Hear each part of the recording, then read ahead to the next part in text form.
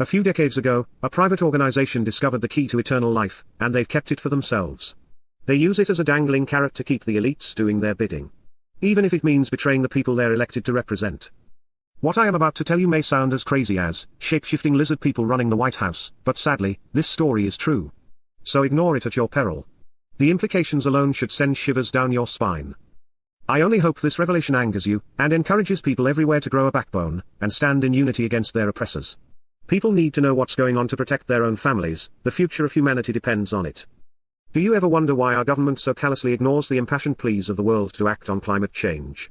Even while NASA scientists chain themselves to buildings, and yell from their lungs that we are hurtling towards catastrophe, our elected officials seem about as concerned as store mannequins at a mall shooting. Why is this? If they don't care about their own future, do they not care about their grandchildren's future? Why do they fail on so much? Whether it's the collapse of ecosystems, the loss of biodiversity, the chemical pollution of the earth, the decline of natural resources or, the almost sadistic disregard of our poor. Does capitalism not have an interest in tomorrow's profits? It's almost as if the elite know something the rest of us don't. Why must already fabulously wealthy celebrities, and politicians, continue to stay in the public eye or remain in office long after they should, especially when it seems their only purpose is to exploit others? Politics, in particular, seems like an empty job. Why even bother? One could surmise it's their need for adoration, or their insatiable appetite for money, but hold on, it turns out there is something far more nefarious at work.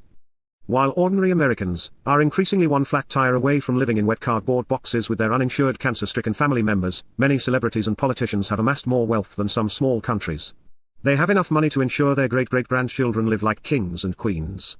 So, what incentive could these fortunate few possibly have to make their 15th car commercial? Or dawdle about as elected officials well into their late 80s. All while openly working against our country's best interest. Here is the disturbing truth. Some of our famous friends and politicians know something you don't. They belong to a secret fraternity. No, not a cult where they sacrifice virgins and drink newborn babies' blood on an altar. This community, comprised of a tiny group of powerful and wealthy people, has poured hordes of ill-gotten money into advanced sciences, and has been on the cutting edge of astounding technological advancements. In short, they have found a way to increase their lifespan significantly, nearing immortality. For decades the wealthy had everything they could ever want or need. Everything except eternal life. Then something changed. In a world where the rich get everything, it should come as no surprise, there is a procedure that is light years ahead of what's thought possible, that allows humans to essentially become immortal, at least for those with membership in this secret fraternity. This procedure, as I understand, involves replacing every cell in the body with a synthetic version that is immune to disease and age. There are risks involved, but for members willing to take the plunge, the rewards are eternal. Or at least they will live for centuries, maybe even millennia, until eternal is possible.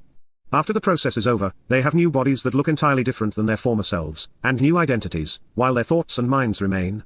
The procedure is incomprehensibly expensive, and relies on a finite amount of rare material, so there will never be more than a select few eligible to reap its benefits. One can only imagine the leverage this fraternity has over its members. To stay in good standing, members must use their influence to help further the organization's agenda, often by advancing legislation or performing a duty that benefits its financial interests. Members are willing to do whatever it takes to protect the group's interests, even if it means sacrificing the well-being of their country. It's no wonder they're willing to sell us out, it's a small price to pay. In exchange for their loyalty, these privileged few get access to the organization's extensive resources, including perks most Americans could never dream of. Not the least of which promises them a place in immortal society. For celebrities and politicians who are already staggeringly wealthy and powerful, the lure of eternal life is too great to resist. By aligning themselves with this shadowy organization, they stand to gain everything they've ever wanted: immortality, riches beyond their wildest dreams, and a seat at the table with eternity. All, while ordinary Americans struggle to find an extra dollar here or there to pay their bills. People have long wondered what possesses some of these old crows, to be cogs in the machine until their dying day. It turns out it was never fame or greed. It was eternal life that was the dangling carrot used to get members of the organization on board with the group's agenda. As you might imagine, this secret group believes they are the only ones who deserve to have this procedure, to live forever, and that the rest of the world is expendable. But their goal is not just to live forever, it's to make sure no one else has the same opportunity. This organization has spent trillions perfecting the art of manipulation. They've succeeded in turning Americans into compliant sheep who will believe nearly anything. In a nutshell, this group wants to keep Americans stupid, greedy, and dead broke. They need the young men busy working on their biceps and fighting skills and the young women fixated on shaking their asses and posting empty-headed Instagram stories. They want people callous, hateful, divided, self-absorbed, so wrapped with and dumbed down by celebrity culture, that they are blind to what's really going on, and how badly they're being exploited. By keeping Americans distracted and desperate, they can continue funneling resources to the organization. While you're watching their reality show, they are securing eternal life for themselves and their children, while you and yours die like dogs. It reminds me of a quote by John Maynard Keynes that goes, "Capitalism is the astounding belief that the most wickedest of men will do the most wickedest of things, for the greatest good of everyone." Extraordinary claims require extraordinary proof. Unless, of course, you're part of the US corporate media. As you might imagine, this story, in its entirety, names and details, has been impossible to break through normal channels. We've tried several times. US media is highly consolidated with just a few corporations controlling the majority of news outlets. This stranglehold gives these companies a great deal of power over which stories get told, and how they're told. And our two-party system ensures that only those with power and influence have a voice. You're free to talk about a lot of things in the US. You can talk about what your favorite reality stars are up to, or your favorite sports team, the narrow scope of whatever news the corporate media is pushing. But if you start talking about anything meaningful, your content gets moved out of sight quicker than empty beer bottles at a teenager's slumber party. Please follow this account for part 2 of this huge story. We will talk to the source. One of the most brilliant and well-respected persons in the sciences.